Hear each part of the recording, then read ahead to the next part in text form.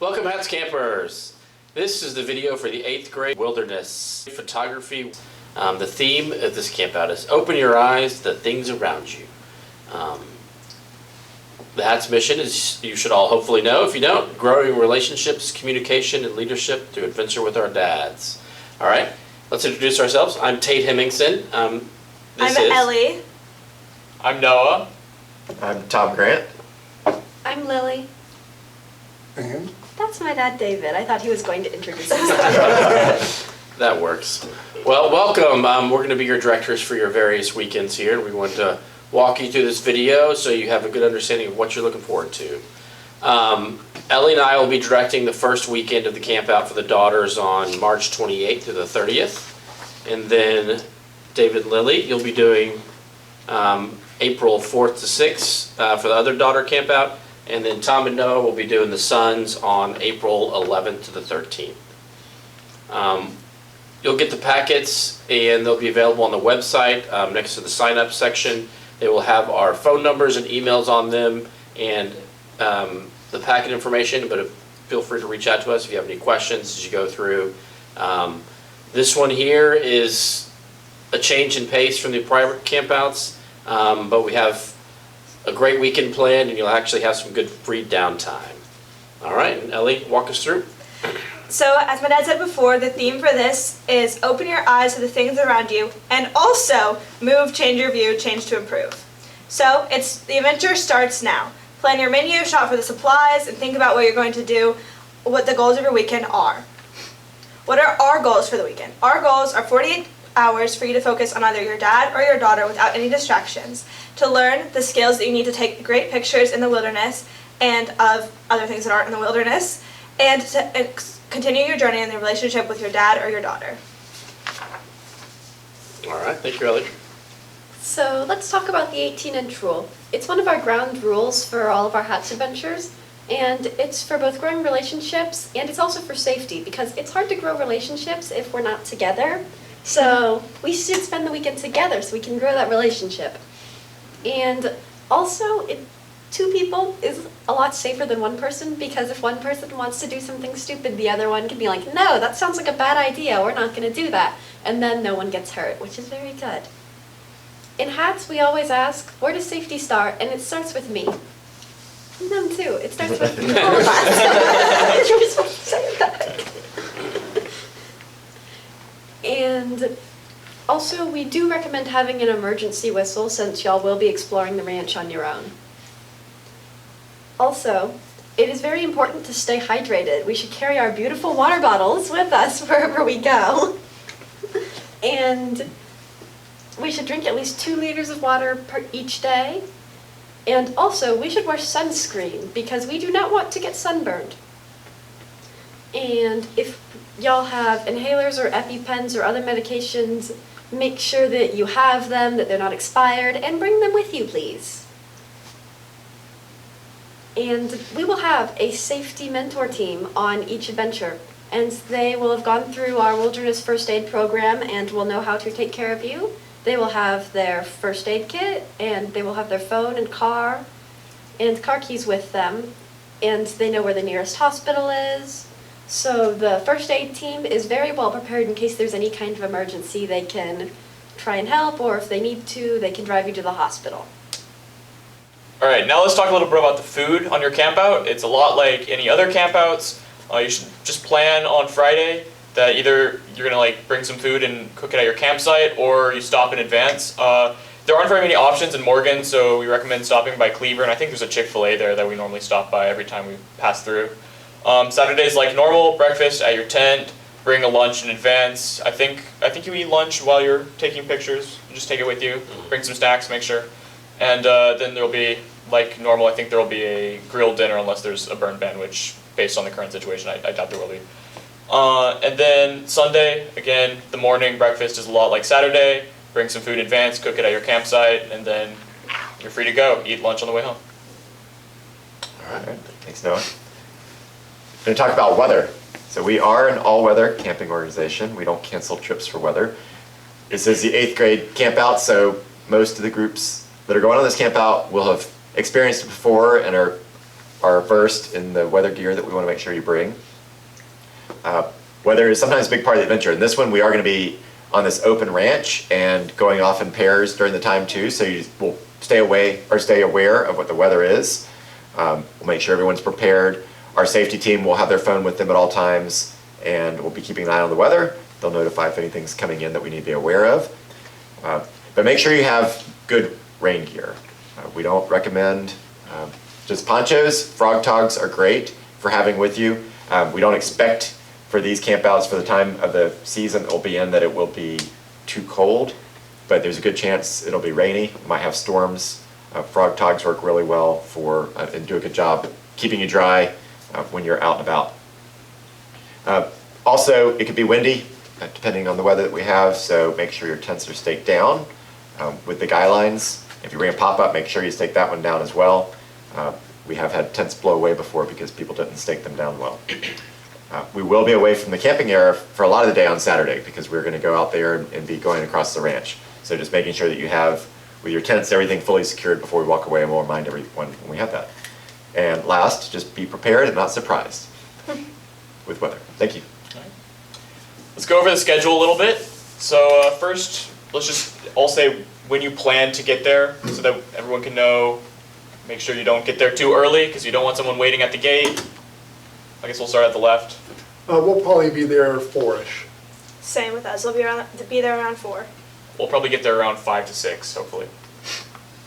So yeah, make sure, we'll probably update as time goes on, just make sure you don't get there before directors or mentors because you might be stuck waiting for a bit. So for the schedule, try to arrive around like 7 or 8 on the Friday so that you have a little bit more time to set up before we start some activities on Friday night. Make sure you save ample time if you're picking up dinner along the way. On Saturday, it's going to be normal schedule, 7 a.m. wake up, 8:30 circle up, and then we'll do standard Saturday morning program. This campsite is pretty nice, so you don't have to worry about like burrs in the morning, I think. I don't think we've had any problem with that in previous times, so it should be pretty chill, and also it is the photography campout, so there will be a lot of lax restrictions on time, so it'll be overall a chill campout. You don't need to worry too much about any stress that far.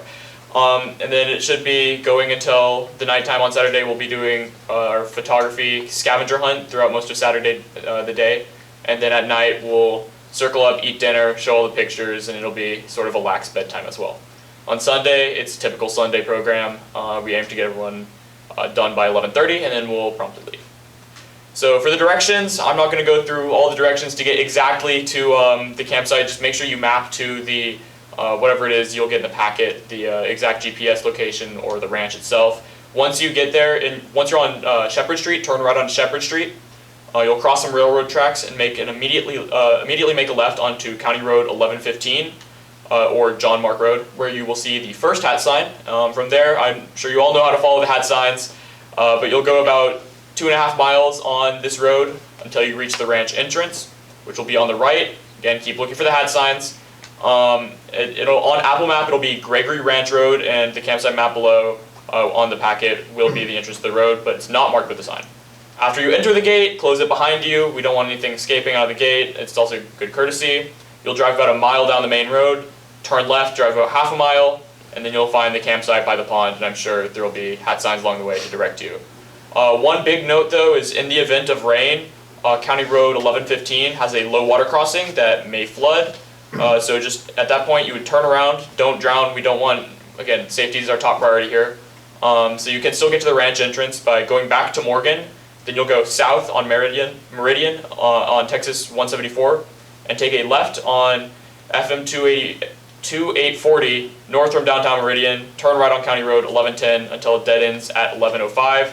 Turn left on 1105, the next left will be at 1115. From this direction, the ranch will be on the left a short distance.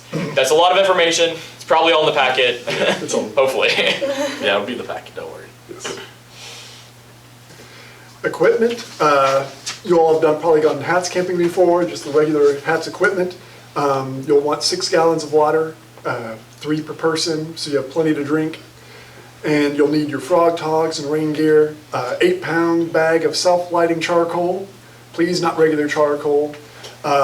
If you can easily fit it in, throw in 3 sticks of firewood. And if you're using a non-waterproof camera, like an SLR or a non-point waterproof point and shoot. Rain covers for your camera are highly suggested. That is basically a little computer, and electronics do not like water. And it would be very sad to lose your camera on this campout or have it die because of that. So you can get these. You can also just make something with trash bags and Ziplocs and duct tape. So if it looks like you're gonna have rain that week, look at something for it. And then you also probably want a day pack or a camera bag of some sort for your camera and lunch if you decide to eat out in the field. As far as photo equipment, iPhones, your phone is not a camera for this camp out. Still not a camera, shouldn't be with you. If your battery for your camera is over 2 years old, you'll need a new or a spare one would be a good idea. $30 probably for the cost for that. An extra photo card, probably $10 to $20 might be good. Charge the camera battery before leaving for the camp out. You can possibly charge in your car, but definitely try to get that charged early. Bring the battery charger with you. You may be able to charge in your car or somebody else's car. I've seen that before. If you have one, a tripod is very handy. We're going to do some night photography, which is a lot of fun. The directors will try to bring tripods if we have any, so people can set up and borrow those, and it's a lot of fun to do night photography. You haven't ever done that. Look around photography. Make a list of like 5 things you'd like to learn or try on this weekend, and work on learning something new for yourself. We encourage teams to for both members to try to photograph the same object using some different settings in your camera and from different angles. So dad tries it, daughter tries it, or father and son each try the same thing. Some people bring water shoes or old tennis shoes for there's a creek in case we actually have water. We've been out there when there's a drought. We've been out there when it's full. So, and put your name on your photo equipment. A Sharpie, write your name in Sharpie or initials on your SD card if you can. Silver Sharpies generally work best. I know I'll try to bring one personally that I have in case somebody needs that. And it is 1 camera per group. So it's not like dad has a camera and daughter has a camera and you're going different ways shooting it. You're sharing the camera and doing the photography. On the drive to the camp out, you can read the instruction manual together, or your child can read it to you. If you need the manual, in the packet there's going to be some directions on where to go download the manual. And then also, as I said before, no electronics except for your camera. iPhones are not cameras. And there's resources for supplies. B&H Photo is pretty good. Amazon, OtterBox in case you need a new battery or chip or card, or you need a rain cover for your camera. And I will pass it off to Ellie to wrap us up. Non-negotiables are an important part of the experience. They help keep everybody safe and everybody having a good time. And they keep us to be able to perform the mission correctly. As Lily already discussed, there's the 18-inch rule where you have to stay about 18 inches away from your dad or your daughter so that you don't get lost, there's nothing bad happens. We also have no alcohol. That's something that the daughters can participate in. It causes distractions. It's just a big issue, so do not bring alcohol. No electronics, except for your cameras, but remember that iPhones are not cameras. You have to get a separate, specialized camera, and don't bring your phone with you. No pets, because again, they are just a huge distraction. If you have a cute little puppy, people are going to be paying attention to that instead of focusing on the mission and photography.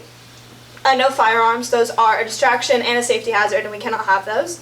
And if you plan to leave early, please tell a director so that we know and we're not going looking for you being like, where are you? Because otherwise it causes a bunch of mishap. And so just tell us if you need to leave early. If you don't know ahead of time and you have something come up and you need to leave early, again, just tell one of us, tell a director, and it'll be taken care of, but make sure you tell somebody about it. Also, no RVs. This isn't usually a huge problem, but this is a camping experience, not an RV experience, so don't bring a huge RV.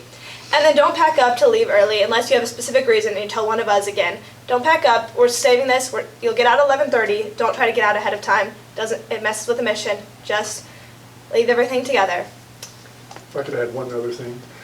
Cell service at this campsite varies based on your carrier. So Cleburne, maybe Morgan might be the last point you have cell service if you need to text your wife. We're almost there. Yep. All right. Well, thank you, everybody. We are all looking forward to leading you on this wonderful adventure. It's a great camp out. It's a lot of fun. It's a change of pace, very relaxing, and drive safe and enjoy the venture. Goodbye. Bye. Bye.